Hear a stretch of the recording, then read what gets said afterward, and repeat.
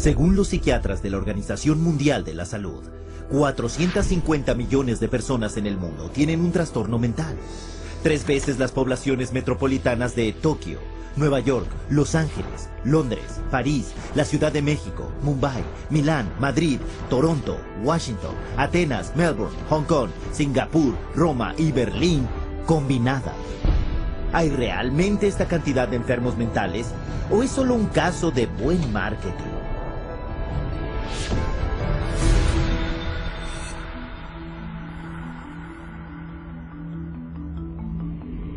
A principios del 99, Estados Unidos se enfrentó a una nueva epidemia aterradora. Te sonrojas, sudas, tiemblas, te resulta difícil respirar, decían los pósters. Con el eslogan, imagina ser alérgico a la gente. La enfermedad era el trastorno de ansiedad social, TAS o SAD en inglés, y se afirmaba que afectaba al 13,3% de la población americana. Y para saber más, se instruía a los lectores a contactar con un grupo, la Coalición del Trastorno de Ansiedad Social.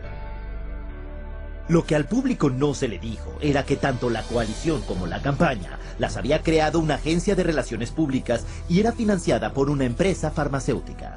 Más tarde ese año, con la campaña haciendo consciente a millones de personas conscientes de este mal, previamente desconocido, el Paxil se convirtió en la primera droga aprobada por la FDA para el trastorno de ansiedad social.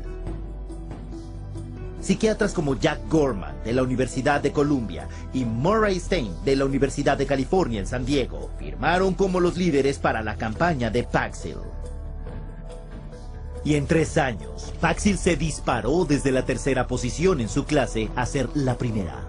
El director de producto de Paxil alardearía más tarde: el sueño de cada hombre de marketing es encontrar un mercado no identificado, desconocido y desarrollarlo. Eso es lo que pudimos hacer con el trastorno de ansiedad social.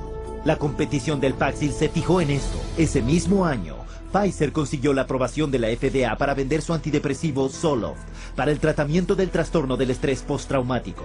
Contrataron también una firma de relaciones públicas para crear su propio grupo de líderes psiquiátricos y les pagaron para difundir sus noticias sobre el trastorno. Esta campaña afirmaría que 1 de cada 13 personas desarrollaba este trastorno en su vida. Y esto incluía a quien viera un acto de violencia, un desastre natural o un evento angustioso. Y como con Paxil, las ventas del Zoloft subieron por las nubes. For the psychiatric drugs, the goal is to have as many people on them as possible. So the way to do that is to convince normal people that they have some defect or mental disease or condition that requires treatment. So I mean that's the way they do it. They hire these big marketing companies that come up with these campaigns. We're going to tell you about your disease so that you can lead a happier, healthier life. Oh, and by the way, we have a drug too that helps to treat this disease. Esta práctica de vender la enfermedad se conoce como la compraventa de la enfermedad, una expresión que definió el periodista Lynn Payer como intentar convencer a gente que está esencialmente bien de que están enfermos, o gente ligeramente enferma de que están muy enfermos.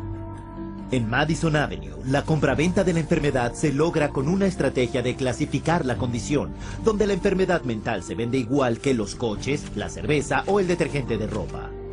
Y de acuerdo con el mayor gurú de Nueva York, Vince Parry, no hay una categoría terapéutica que acepte mejor la clasificación que el campo de la ansiedad y la depresión, donde la enfermedad raramente se basa en síntomas mensurables y por lo tanto abierta a la definición conceptual. Parry sugiere entonces a los ejecutivos 3 estrategias principales para lo que él llamó el fomento de la creación de enfermedades psiquiátricas. La primera es elevar la importancia de una condición o hacer que el público crea que un problema es mucho peor y mucho más extendido de lo que realmente es.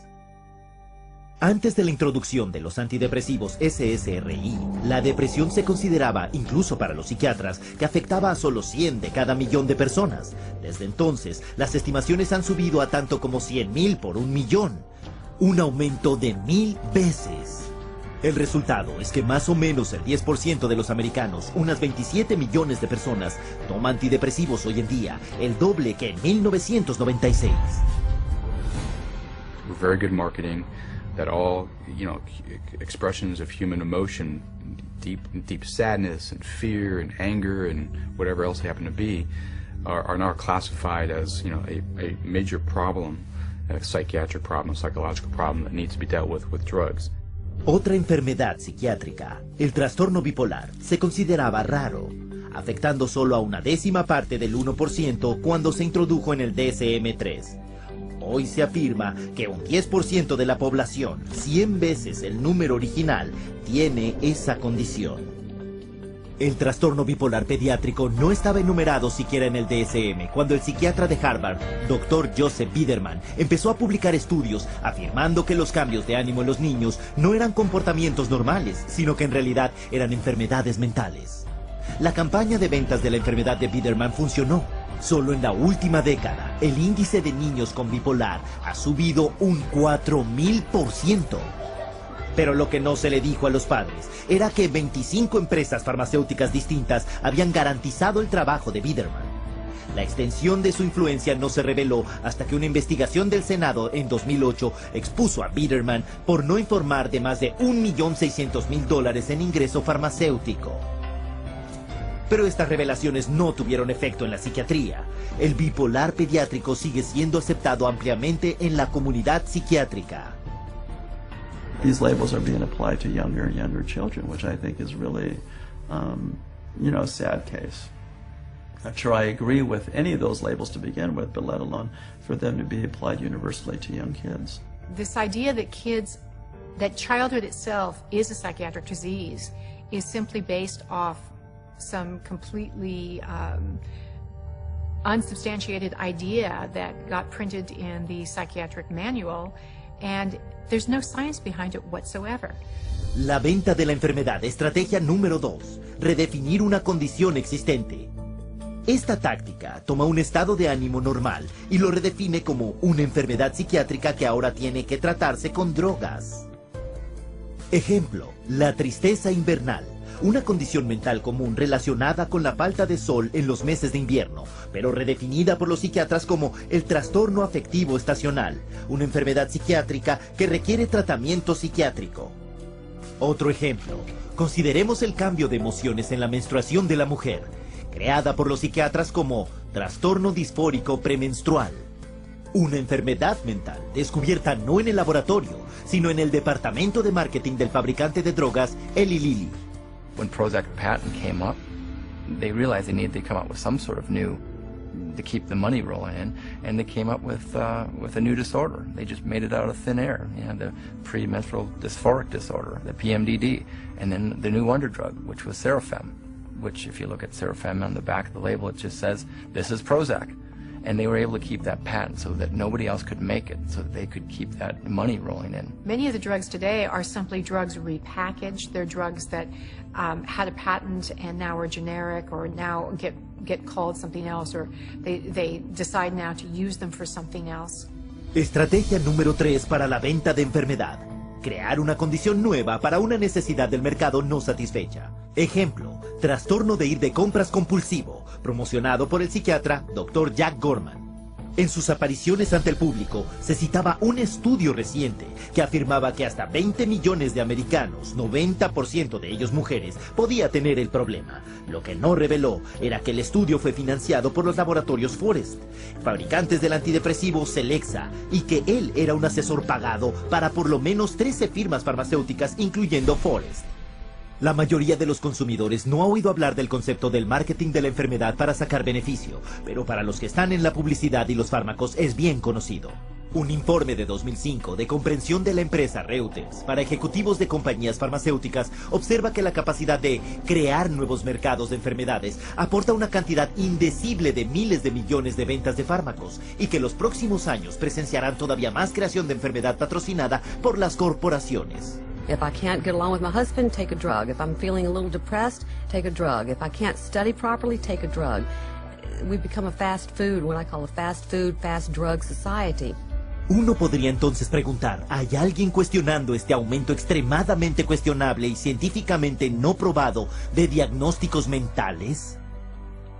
En abril de 2006, el diario médico británico encontró sin querer, cuando publicaron un estudio pionero que anunciaba una enfermedad psiquiátrica recién descubierta, el trastorno de deficiencia motivacional o MODED.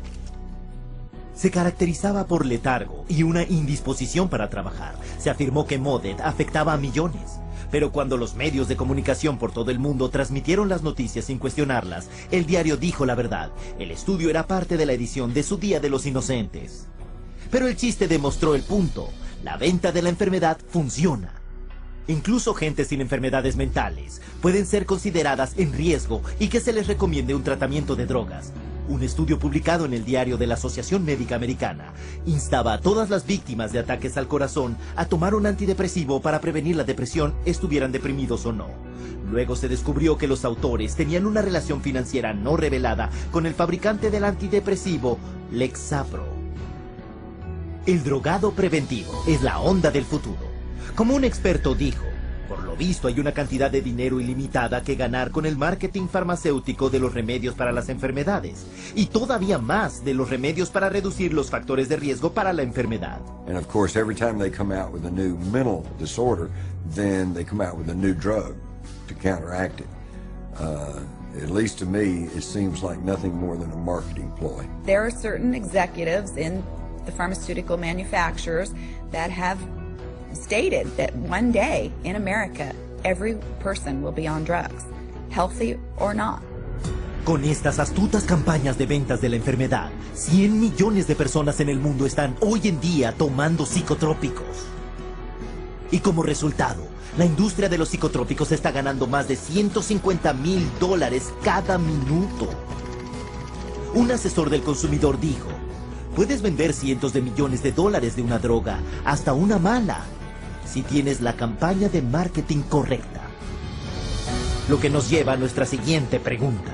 Ahora que las campañas de comercialización de la enfermedad crean la ilusión de enfermedad mental generalizada, ¿qué tan seguras son las drogas que los psiquiatras recetan para tratarla?